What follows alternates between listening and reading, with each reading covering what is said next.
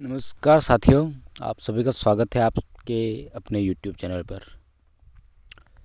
किसान भाइयों,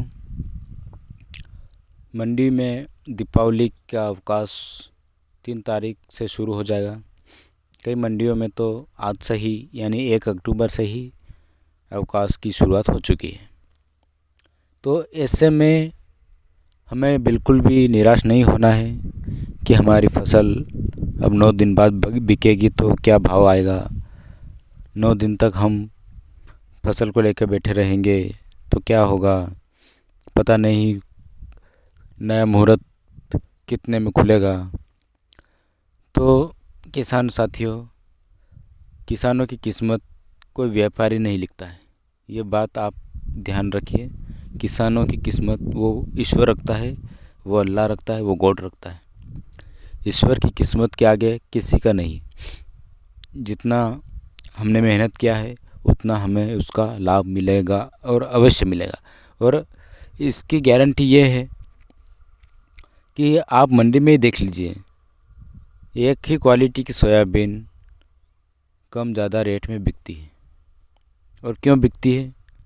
कई किसान भाई अपनी उपज को मिक्स यानी कि कोई छोटा दाना है, कोई बड़ा दाना है, कोई ख़राब दाना है, कहीं मिट्टी मिक्स है, कहीं कचरा मिक्स है, ऐसा ही उठा के ले आते हैं। हालांकि उनकी कोई गलती नहीं है उसमें, किसान जल्दबाजी में कर लेता है ऐसा। लेकिन व्यापारी को ये भी देखना होता है कि उसमें उसका जो असली माल है वो कितना निकलेगा, कचरा कितना निकलेगा, दागी माल कितना निकलेगा, उस हिसाब से उसका रेट तय करता है। अब कई किसान भाई कहते हैं कि 5-6 हज़ार का सोयाबीन का भाव चल रहा है और मेरी सोयाबीन तो 4 हज़ार में बिकी। और जब मैं उनकी सोयाबीन देखता हूँ तो मन ही मन में थोड़ा सा मुझे लगता है कि इसको समझाऊँ, लेकिन वो भाई बुरा मान जाए इसलिए मैं कुछ कह नहीं पाता। मैं देखता हूँ कि उसकी सोयाबीन में कचरा ही कचरा पड़ा हुआ है या फिर नमी है, उसने एक भी धूप नहीं लगाई हो उस सोयाबीन को, तो निश्चित तौर पर आपकी फसल भले ही कितने ही भाव चल रहे हैं, आपकी फसल को व्यापारी कम भाव में ही खरीदेगा। ये बात अलग है कि जब मार्केट में बहुत सारी चीज़ें आ जाती हैं, ज़्यादा माल आ जाता है, तो भाव निश्चित तौर पर कम होते हैं। जैसे प्याज की बात करें, प्याज अभी 30-35 रुपये प्रति किलो तक पहुंच गया था, ठीक है, लेकिन वो वापस आ गया 22 रुपये पे।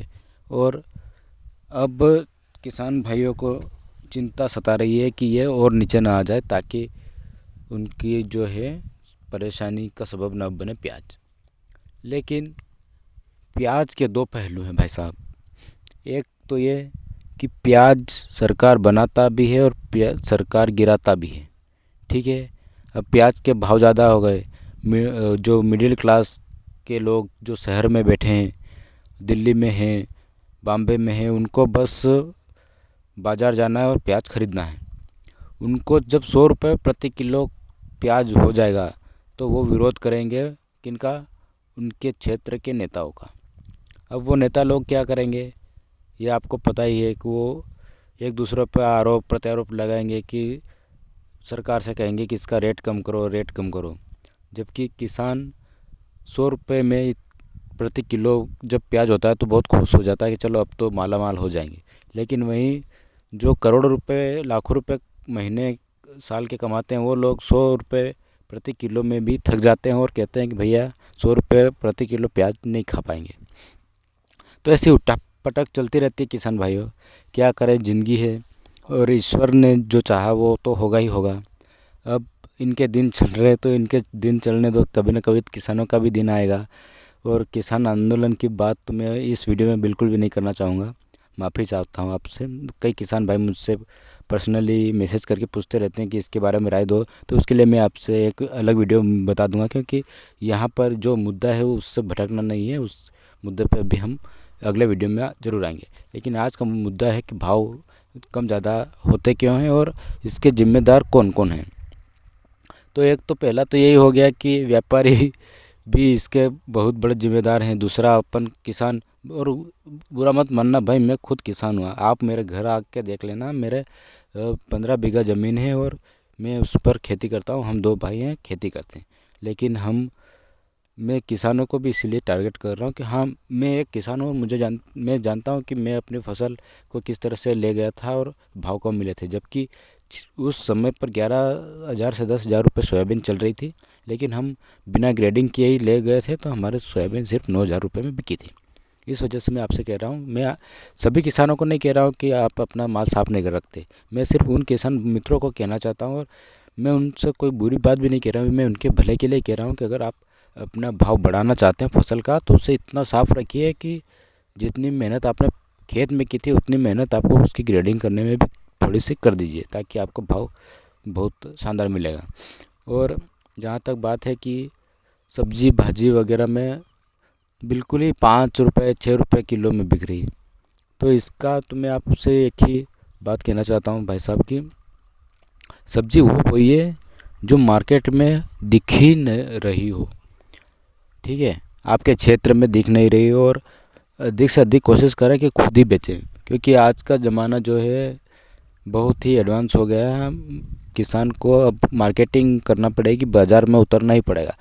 भले ही शर्म बेच खाओ यार थोड़े सालों के लिए, लेकिन हाँ, अगर किसानों को अपने पुराने दिन वापस चाहिए, किसान यानी कि भगवान, खेती का भगवान बनना है, तो आपको बाज़ार का भी थोड़ा नॉलेज लेना पड़ेगा कि कौन से फसल का रेट किस समय ज़्यादा होता है और कब होता है, और कौन सी फसल, आप इस बात की भी चिंता मत करिए कि कौन सी फसल किस मौसम में पक रही है। मैंने महाराष्ट्र में गया था मैं, तो वहाँ पर गर्मी में सोयाबीन पका के दिखाई है लोगों ने। और इधर अपने मध्य प्रदेश में ही एक जगह है, वहाँ पे भी गया था मैं, तो वहाँ पे भी एक भाई ने प्रैक्टिकल किया था, और वो अभी भी कर रहा है। मैं उसकी भी वीडियो डालूंगा बहुत जल्द। उसने भी प्रयोग किया है कि गर्मी में सोयाबीन पकाई थी, हालांकि बहुत शानदार तरीका है, और वो इस बार भी करेगा, इसलिए मैं शुरू से उसकी वीडियो बना रहा हूँ। बहुत जल्द पकने तक का वेट करूँगा मैं, क्योंकि मुझे इतनी जल्दी नहीं है कि सिर्फ उसके खेत में से उगी हुई सोयाबीन बता दूँ और आपको दिग्भ्रमित करूँ, आपको गलत जानकारी दूँ। मेरा ऐसा कोई उद्देश्य नहीं है। मैं शुरू से वीडियो बना रहा हूँ, खेत में सीरियल चलने से लेकर पकने तक, और तारीख के साथ सबूत भी डालूँगा मैं आपको, ताकि आप विश्वास कर सकें, और आमंत्रित भी करूँगा मैं आपको सभी को कि कितनी सोयाबीन पकी है।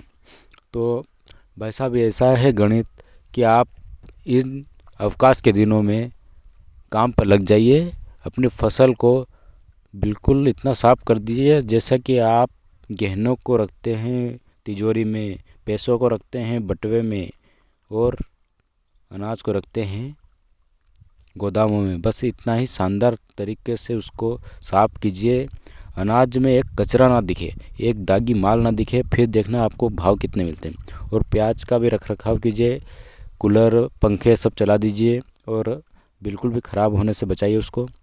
लहसुन में तो कोई दिक्कत है ही नहीं, लहसुन तो बेचारा बस कट्टे में पड़ा पड़ा रहता है, लेकिन उसकी हाँ ग्रेडिंग ज़रूर करें, बड़े छोटे सब अलग करें, और हो सके तो माल को कार्टून में लाएं। कार्टून महंगा ज़रूर होता है, मंगाने में भी समस्या हो सकती है आपको, लेकिन कार्टून के माल को हमने देखा है, मौजूदा रह के रतलाम जावरा मंडी में गए थे हम, तो कार्टून के माल में और खुले माल में बहुत फ़र्क होता है, थोड़ा बहुत माल आपका भाव ज़्यादा मिल सकता है। इस तरह से आप इन छुट्टियों में अपने फसल को इतना साफ़ करिए, इतना साफ़ करिए, और फिर देखिए आपको निश्चित तौर पर अगर हज़ारों का फ़ायदा ना हुआ ना, तो आप मेरे को अनसब्सक्राइब कर देना भले ही, लेकिन हाँ, भाव ज़रूर बढ़ेंगे। धन्यवाद, इतना ही कहना चाहूँगा। और वीडियो को सब्सक्राइब ज़रूर कर देवें, लाइक कमेंट करते रहें, और आपका कमेंट आज तो बनता है यार, कम से कम आज तो बताइए कि आपको जानकारी कैसी लगी, और मैंने कुछ गलत बोला हो तो उसके लिए मैं माफ़ी चाहता हूँ। धन्यवाद।